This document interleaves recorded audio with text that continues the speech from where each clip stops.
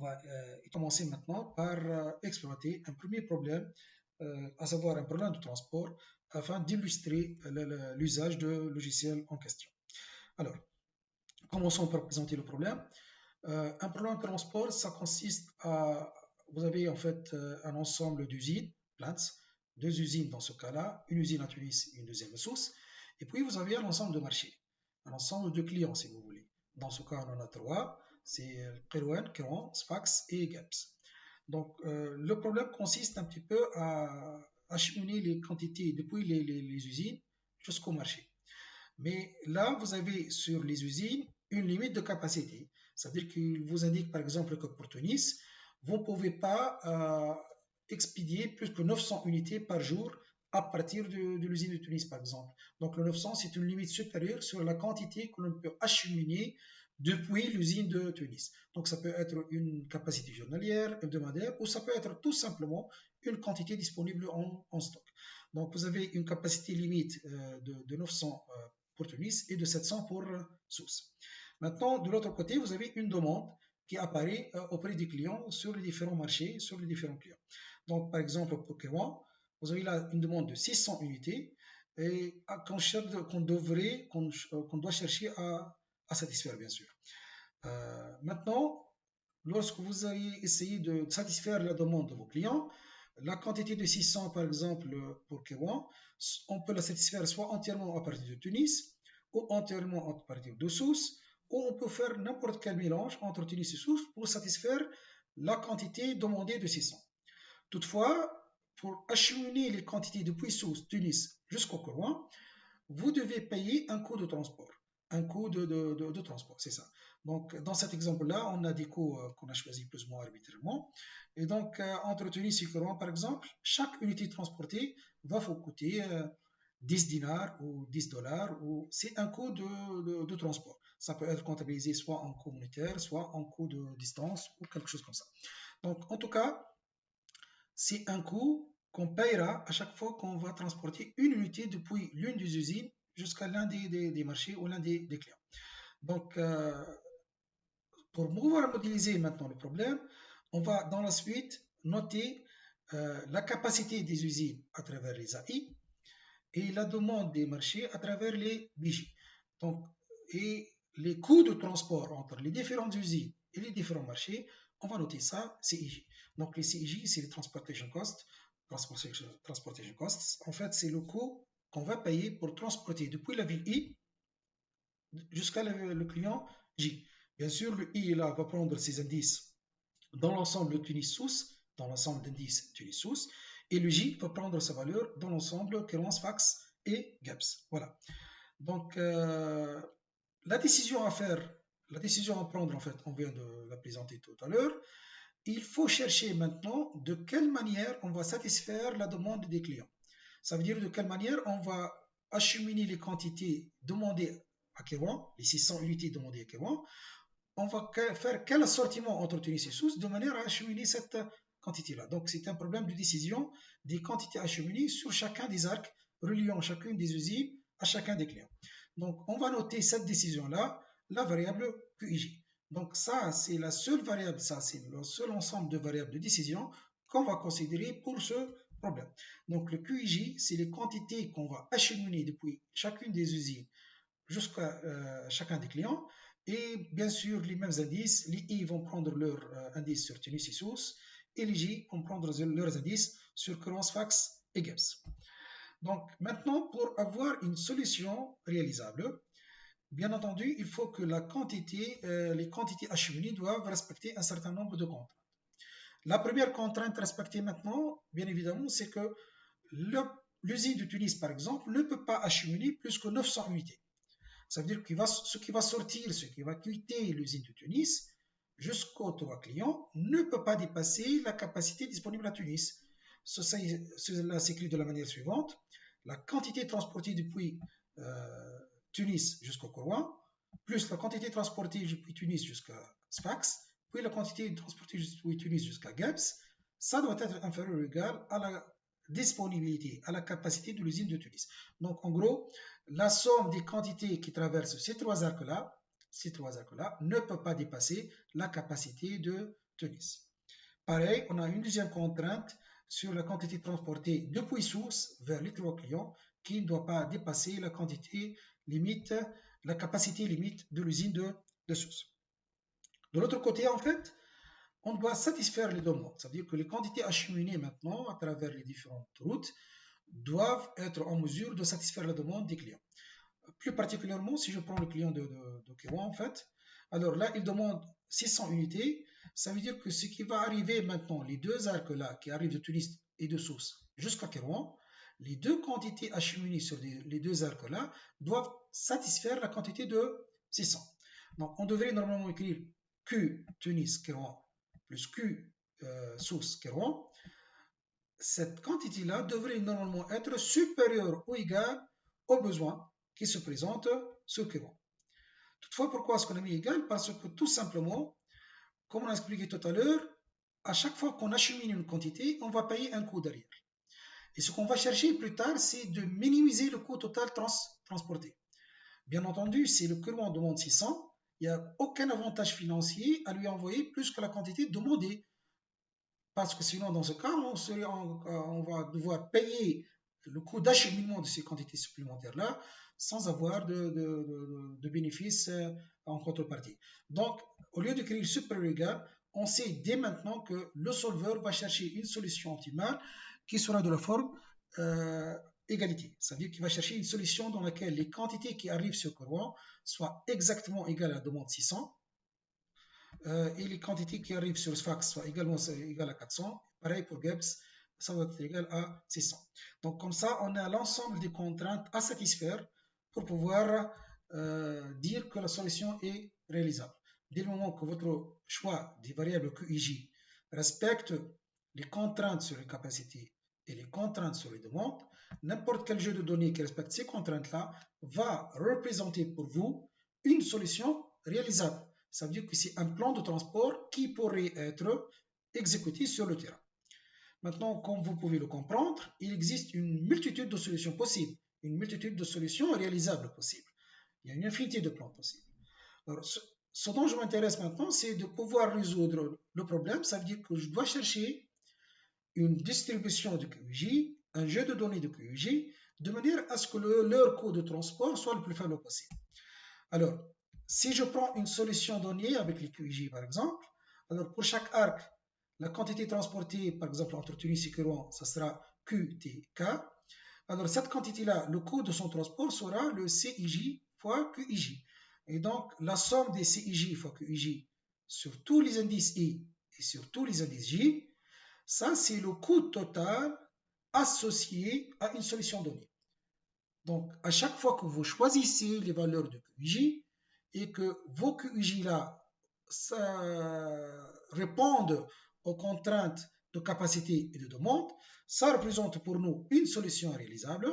Et cette solution réalisable-là, elle a un coût. Et son coût, c'est justement la somme des CIJ, QIJ sur tous les indices I et sur tous les indices J. Donc, ce qu'on cherche à faire, c'est tout simplement de trouver une solution réalisable qui respecte les contraintes et qui en même temps peut minimiser le plus possible la fonction objective, à savoir le coût total de transport. Donc maintenant on arrive à écrire notre modèle mathématique. Alors le modèle c'est une fonction objective, des contraintes à satisfaire, et puis on peut appeler ça le contrainte de base si vous voulez. Donc à chaque fois on devrait distinguer maintenant les paramètres des valeurs de décision.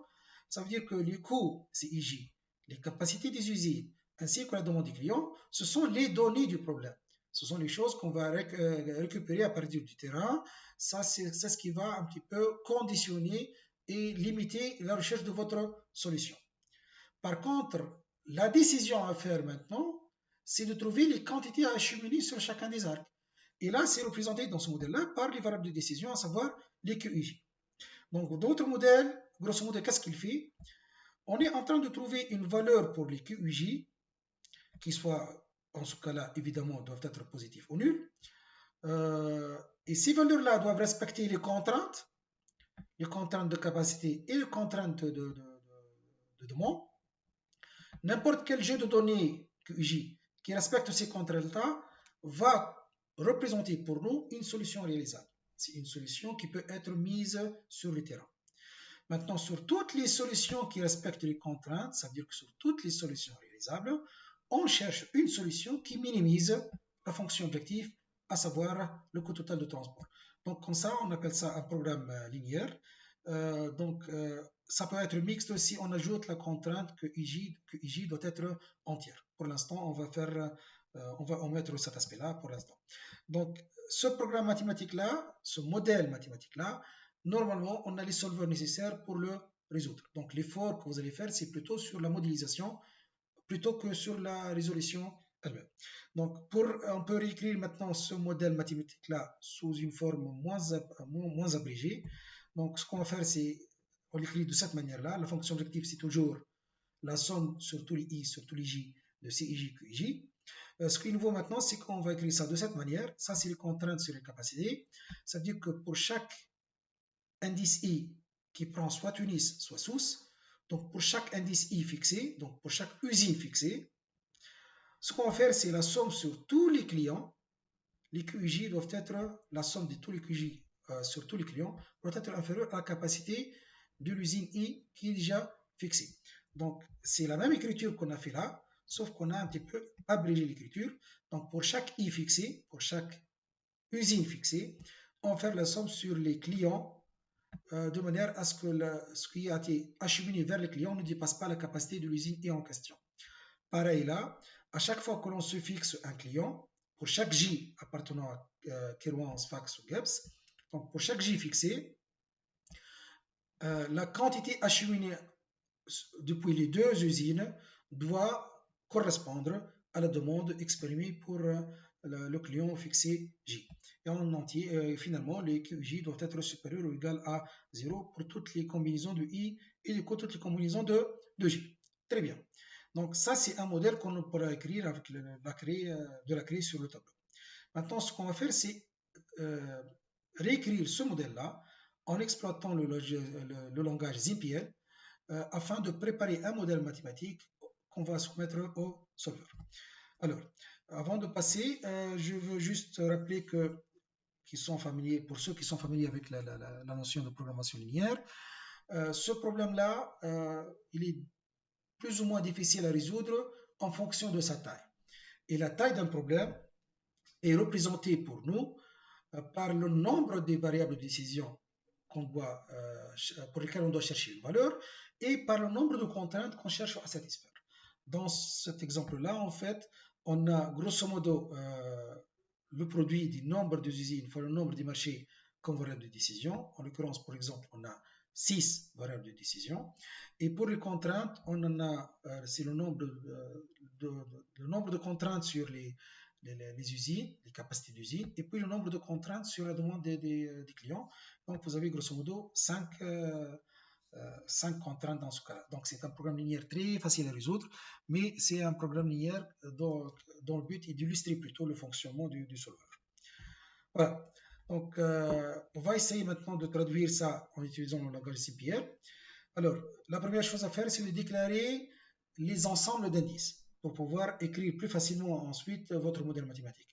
Donc, vous vous rappelez dans votre modèle ici, vous avez un indice, un ensemble de villes, un ensemble d'usines et un ensemble de clients. Donc là, vous avez, j'appelle ça 7, ça c'est le mot-clé de CPL. Donc, une fois que vous dites 7, pour CPL, vous êtes en train de déclarer un nom pour un ensemble. Donc là, on appelle un ensemble grand P. Vous appelez ça comme vous voulez, mais c'est pour Plants, pour nous, ça. Donc l'ensemble grand P, c'est tout simplement Tunis et Sousse. Donc à chaque fois qu'on va appeler P par la suite, il va comprendre que P, c'est un ensemble d'objets. Le premier objet, c'est Tunis. Le deuxième objet, c'est Sousse. Donc pour le faire simple, on va réfléchir à P comme étant un ensemble d'indices, tout simplement. Donc l'ensemble P, c'est l'ensemble d'indices sur les usines. Et l'ensemble M, c'est l'ensemble des usines, l'ensemble des clients. Donc, on en a 3 dans ce cas. Très bien. Alors, ensuite, on va passer à la déclaration des paramètres. Donc, vous vous rappelez, les paramètres, on a 2 paramètres. Le premier, 3 paramètres. Le premier, c'est la capacité des usines. Le deuxième, c'est la demande des clients. Le troisième, c'est le coût de transport. Donc, pour déclarer des paramètres avec les EPL, on utilise le mot-clé para.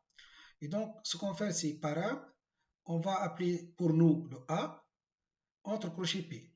Donc, le P, je rappelle, c'est un ensemble d'indices. Et donc, lorsque je crée PA entre crochets P, le ZPL s'attend à ce que maintenant, pour chaque valeur de P, je lui indique une valeur. Et c'est ce qui est fait exactement. Donc, le A crochet P. Donc, pour l'indice Tunis, il va affecter la valeur de 900. Et pour l'indice de source, il va affecter la valeur de 700. Grosso modo, ce qu'il a fait ici, c'est que si je dis maintenant grand A Tunis, en fait, pour lui, c'est la valeur 900. Si je dis grand A source, pour lui, c'est la valeur de 700. Ceux qui utilisent le langage C, ils sont très familiers un petit peu avec cette écriture-là. C'est un tableau tout simplement. Alors maintenant, vous avez le deuxième paramètre, pareil comme pour le premier. Donc, j'appelle le paramètre B sur les indices de M.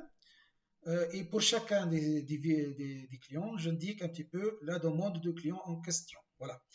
Donc ensuite, vous avez l'ensemble des paramètres qui sont les coûts de transport CIJ.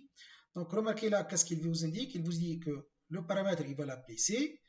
Et les valeurs possibles de paramètres, elle va prendre P fois M. Qu'est-ce que ça veut dire P fois M? Ça veut dire que pour nous, on va faire toutes les combinaisons possibles, en tous les couples possibles, entre les indices de P et les indices de M. Donc ça va faire les 6 possibilités dont on a parlé tout à l'heure. Donc c'est tout simplement une matrice. Les lignes de la matrice sont les indices de P et les colonnes de la matrice sont les indices de M. Donc regardez comment est-ce qu'il va écrire ça. Donc la première ligne, c'est l'hydrocène. Ça veut dire qu'il va donner les indices de Kerouan, Sfax et Gibbs. Vous en avez 3 colonnes ici. Et vous avez 2 lignes, Tunis et Sousse. Et pour chaque combinaison entre chacun des indices des usines et chacun des clients, vous avez la valeur possible. Donc plus tard dans les vidéos, je vais vous montrer comment est-ce qu'on peut construire plus facilement ces vidéos-là en exploitant Google Sheets ou Excel par exemple. Alors là, on a fini avec les paramètres. Ce qu'on va déclarer maintenant, c'est la variable de décision. Donc, pour déclarer une variable de décision avec le ZPL, on écrit tout simplement var. Et comme on a expliqué tout à l'heure, la seule variable de décision à prendre, c'est tout simplement la quantité à acheminer depuis chacune des usines vers chacun des clients. Donc, on appelait la variable Q. Et vous avez combien de Q? En fait, vous avez en fonction de toutes les combinaisons possibles entre P et M. Donc, vous avez la même écriture, P fois M. Donc, ce qu'on a compris à travers cette ligne-là, c'est qu'il a 6 variables possibles. Il a un Q Tunis Kerouan, Q Tunis Gibbs, etc. Donc, il a toutes les possibilités de Q, donc il en a 6. Et je déclare tout simplement que ces variables doivent être supérieures ou égales à 0. Donc là, P et M, ce sont juste des indices. Là, vous avez le param pour déclarer 3 familles de paramètres. Bien sûr, les paramètres, c'est des choses que le solveur ne va pas changer. Ce sont des données pour le solveur. C'est des données numériques qu'il va exploiter. La seule chose que le solveur va faire, c'est choisir une valeur pour ces variables de décision-là. C'est à lui maintenant de choisir les valeurs. Maintenant, choisir les valeurs dépend de quoi? Les valeurs ne doivent pas être choisies aléatoirement. En fait, elles doivent respecter les contraintes qu'on a citées tout à l'heure. Donc la première chose à faire, c'est d'abord d'écrire la fonction objectif. Donc je rappelle, c'est quoi? C'est la minimisation du coût total de transport. Donc il faut juste remarquer comment est-ce qu'on écrit ça. Alors minimize. Minimize indique au solveur qu'on est en train de chercher, en train de minimiser une certaine fonction objectif. Si vous êtes sur un problème de maximisation, vous écrivez tout simplement maximize. Alors, on a appelé la fonction objectif total distance, donc on aurait dû écrire autre chose, mais bon, ça c'est pour nous la fonction cost. Donc pour moi, la total distance, ça c'est le nom que je donne, je suis libre de donner n'importe quel nom, le nom que je donne à la fonction objectif. À la fin de la résolution, s'il arrive à trouver la solution optimale, il va m'indiquer la valeur de la fonction objectif, et dans ce cas, il appelle ça totDist, dans ce cas. Donc, comment est-ce qu'il écrit ça? TotDist, 2 points. Donc, c'est la somme sur tous les couples IJ, in, c'est qu'on appartient, dans le produit M fois M. Donc là, je lui dis, c'est la double somme écrite tout à l'heure ici. Elle s'écrit de cette manière-là, c'est la somme de tous les couples IJ dans P fois M. Donc, I va prendre toutes les valeurs de P, le J va prendre toutes les valeurs de M, et on va prendre toutes les combinaisons. De quoi? 2 points pour dire de quoi? De QIJ fois CIJ. Donc, c'est pas trop compliqué à comprendre. On a tout simplement éclaté l'écriture Donc, vous voyez, dès que le moment qu'on arrive à écrire votre modèle avec de la grille sur le tableau, l'écriture avec ZPL est un petit peu facile à faire et un petit peu direct. On passe maintenant aux contraintes. Alors, les contraintes qui portent sur les capacités des usines, en fait, je rappelle, c'est quoi? Donc, pour chaque I, pour chaque en fait, indice I qui appartient aux deux usines, donc une fois que je fixe l'usine, le total de la quantité envoyée depuis l'usine vers les trois clients ne peut pas dépasser la capacité de l'usine en question. Donc, pour l'écrire sous IPL, on va faire ça à l'inverse. Donc, d'abord, on commence par écrire sub2, subject to. Donc, à chaque fois que j'écris sub2, il s'attend à une contrainte. Donc, la contrainte, je l'appelle ici supply. Vous pouvez appeler ça comme vous voulez, en fait. Alors, qu'est-ce qu'il fait dans cette contrainte? Bon, donc, je m'excuse. Alors, qu'est-ce qu'il fait? C'est for all, donc pour toute I appartenant à l'ensemble IS. Donc, pour tout for all I, in P, donc pour toutes les valeurs possibles de I dans l'ensemble d'indices P. Donc, à chaque fois qu'il fixe un I ici, il va faire quoi? Il va faire do. Donc, il va faire en sorte que, entre parenthèses, là, c'est la somme sur tous les J dans l'indice M, donc là, il est en train d'écrire cette somme-là, de tous les QJ. Donc, dans cette somme-là, en fait, c'est la somme sur les J, et le I, il est déjà fixé une fois qu'il a fait le choix de for all. Donc, ce qu'il va faire ici, c'est pour toute valeur de I, donc il fixe le I, et il va faire la somme sur les J. Donc, c'est exactement ce qu'on est en train de faire avec cette écriture-là.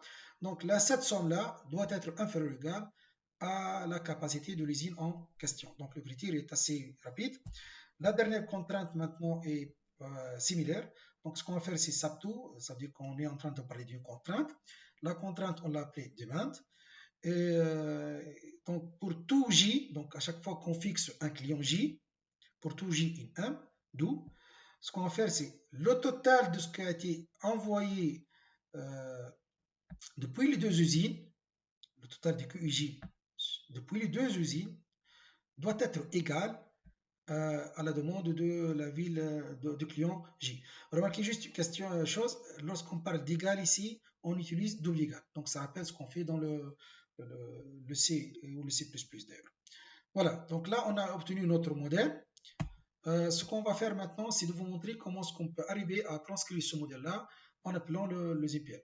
Donc grosso modo, ce qu'on va faire, c'est d'abord on va écrire le modèle en utilisant un éditeur de texte normal, tel que BlockNotes par exemple. Évitez le Word parce que le Word n'est pas un éditeur de texte. Hein. Donc on utilise soit le BlockNotes, soit n'importe quel autre éditeur de texte basique. Ce qu'on va faire, c'est écrire exactement ce qu'on vient de faire là. Faire juste attention à la syntaxe, vous avez toujours un point virgule à la fin de chaque chose. Donc, on écrit votre fichier, on l'appelle par exemple trans.txt. Ensuite, on va changer l'extension du fichier de manière à ce que ce soit trans.zpl pour que lorsqu'on va faire appel au solver, il sait de quel âge de modélisation utiliser. Ensuite, on fera appel à skip. Donc, pour résoudre le problème en question, c'est trois mots-clés, tout simplement. D'abord, on va lui dire read le fichier, qui est à savoir trans.zpl. Donc, read trans.zpl. Une fois qu'il a lu, on lui demande de résoudre. On dit tout simplement optimize. Il fait ses calculs, soit qu'il va me le prendre en disant j'ai résolu, soit qu'il va continuer à calculer jusqu'à la fin. Ensuite, une fois qu'on a obtenu notre solution, nous allons tout simplement afficher la solution obtenue en utilisant la commande write result txt. Donc là, write, ça veut dire qu'on leur donne d'écrire la solution obtenue et result txt, c'est le fichier dans lequel vous voulez écrire le résultat. Bien sûr, vous pouvez exploiter n'importe quel autre nom de fichier si ça vous chante. Hein. Voilà, donc comme ça, on a pu faire ça. On va essayer d'illustrer ça. Voilà.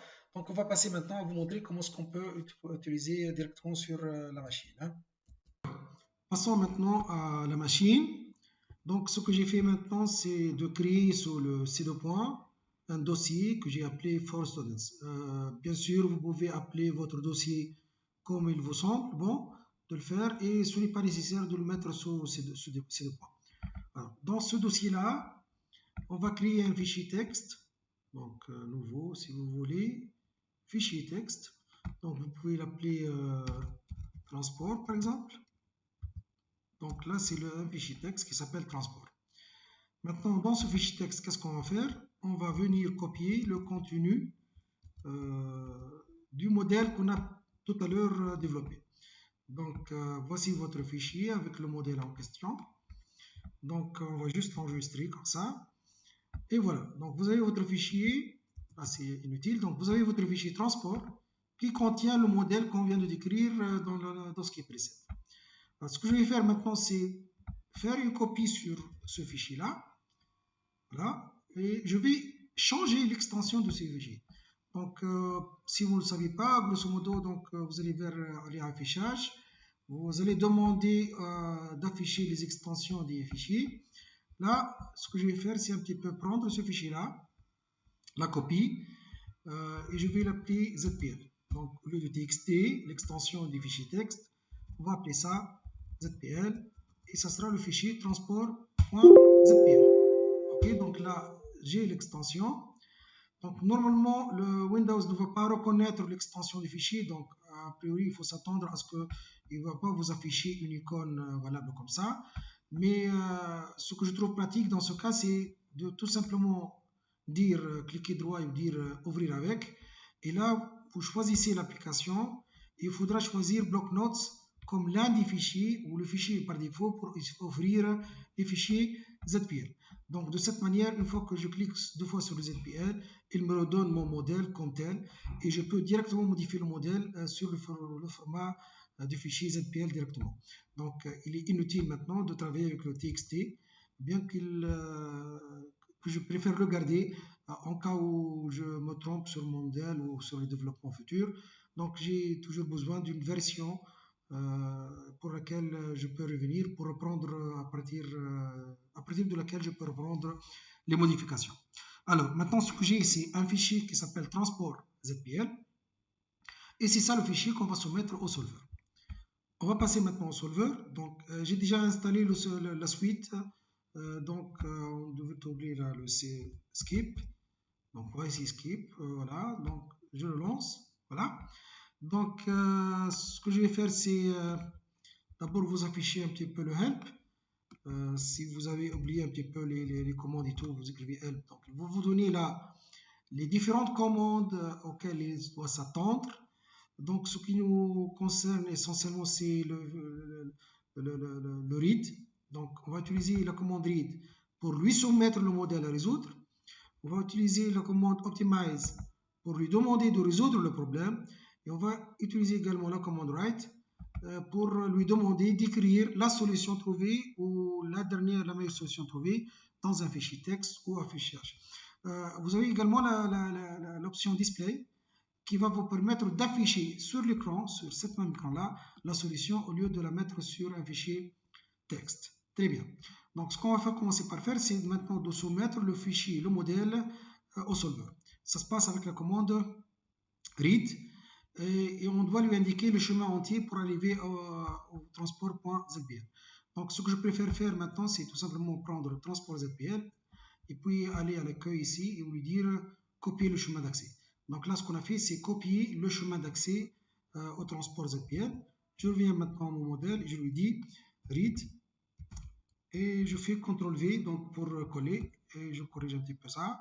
Et voilà, maintenant, la commande consiste à lui dire read le fichier transport ZPL qui se trouve sous ces deux points, sous le dossier for students. Là, c'est bon. Donc, on fait une entrée. Et qu'est-ce qu'il me dit là? Il me dit que base directory for etc. Original problem has 6 variables and 5 constraints. C'est ce dont je viens de parler en fait. Le modèle contient 6 variables et 5 contraintes. Il vous décrit même la nature des variables, si elles sont binaires, entières, etc. Donc là, dans ce cas, on a dit que pour ce premier modèle-là, on suppose que les variables sont réelles, donc on n'a pas besoin de plus de détails. Voilà, donc cela confirme qu'elle a déjà lu le problème et que la syntaxe de votre modèle est bonne. Maintenant, on va passer à la résolution. Donc, ce qu'il faut faire, c'est tout simplement écrire optimize. Donc, instantanément, il me donne la solution parce que finalement, votre modèle est très basique. En fait, le modèle est très simple à résoudre. Donc, il me dit quoi là? Il me dit que le problème is solved, optimal solution found. Ça veut dire qu'il y a une confirmation qu'on a déjà obtenu une solution optimale. Donc il y a beaucoup d'autres détails qui dépassent un petit peu le contexte de cette vidéo-là. Mais ceux qui sont intéressés un petit peu par la dualité et tout, ils peuvent trouver des choses intéressantes sur cet affichage-là. Maintenant, ce qu'on va faire, c'est un petit peu afficher la solution. Donc, soit qu'on l'affiche sur cet écran-là, soit qu'on l'écrit sur un fichier texte. Donc, pour l'affichage, on va cliquer Display. Donc là, lorsqu'il vous dit Display, il va vous dire, écoutez, qu'est-ce que vous voulez que je vous affiche? La solution ou une partie de la solution, etc. Donc là, on peut faire le choix. Donc, pourquoi est-ce que ça ne marche pas comme ça? On peut dire Solution. Donc là, il vous dit, écoutez, la solution, il va afficher la solution. La solution, pour lui, il vous dit, écoutez, la solution, la fonction objectif optimale, elle est de 16 000. Donc, c'est le coût optimal de la solution optimale. Ensuite, il m'affiche là la valeur des variables de décision qu'il a choisi pour la solution optimale. Donc là, il m'indique QTunis Fax, elle est de 500, QTunis Gabs 400, QSous Kerouan 600 et puis QSous Gabs 100. Remarquez qu'on avait initialement 6 variables de décision. Alors là, qu'il affiche uniquement 4. Donc ça, c'est par convention, il va vous afficher uniquement les variables non nulles. Donc, lorsque vous avez 6 variables, il va vous afficher les variables non nulles dans la solution optimale. Le reste, vous pouvez les considérer comme comme variable nulle. Donc, si je veux un petit peu récupérer cette solution-là maintenant, il faudra l'écrire dans un fichier texte. C'est ce qu'il convient de faire. Donc, on va écrire donc write. Donc là, il me dit, écoutez, qu'est-ce que je vais vous écrire également? Donc, je lui dis write solution, par exemple. Remarquez qu'il y a beaucoup d'autres options possibles. Donc, il me demande dans quel fichier je vais écrire votre solution. Je lui dis, pour reprendre un petit peu. Alors, pour reprendre un petit peu, donc, on lui demande d'écrire la solution optimale dans un fichier texte. Donc, ce que je lui dis, c'est write solution. Et là, il va me demander le fichier, le nom du fichier dans lequel je vais écrire la solution. Donc, je vais récupérer un petit peu le chemin de tout à l'heure. Donc, je clique là-dessus. Je fais copier et puis coller là. Il m'a indiqué le chemin du dossier dans lequel je vais écrire. J'ajoute l'anti-slash et puis j'écris le nom du fichier dans lequel je vais inscrire le résultat. Donc, result, par exemple, result.txt. Donc là, il me dit, écoutez, written solution, information, etc. Donc là, vous remarquez qu'il y a l'apparition d'un nouveau fichier ici qui s'appelle result.txt. Et lorsque je l'ouvre, je retrouve la solution optimale qu'il m'a trouvée pour mon problème de transport. Donc là, il m'affiche, pour rappeler, uniquement les variables non nulles. Et les variables de décision qui n'apparaissent pas là sont des variables nulles. Donc on comprend là qu'elle a fait le choix un petit peu d'approvisionner Kerouan uniquement à partir de Sousse, Sfax uniquement à partir de Tunis, et que Gabs, pour avoir les quantités nécessaires, il a fait un petit peu le choix de prendre une partie depuis Tunis et une deuxième depuis Sousse. Cette solution optimale-là lui donne un objectif minimal de 16 000. Voilà, donc comme ça on a pu terminer la démonstration de résolution du premier exemple. Dans la prochaine vidéo, on va passer à un exemple. On a terminé la résolution du premier exemple. Comme vous pouvez le voir, la difficulté ne réside pas vraiment dans la manipulation du logiciel, mais l'effort réel à faire réside plutôt dans la modélisation du problème en soi. Donc, dans la prochaine vidéo, on va passer à un problème un peu plus compliqué, à savoir le problème de voyageurs de commerce. Merci.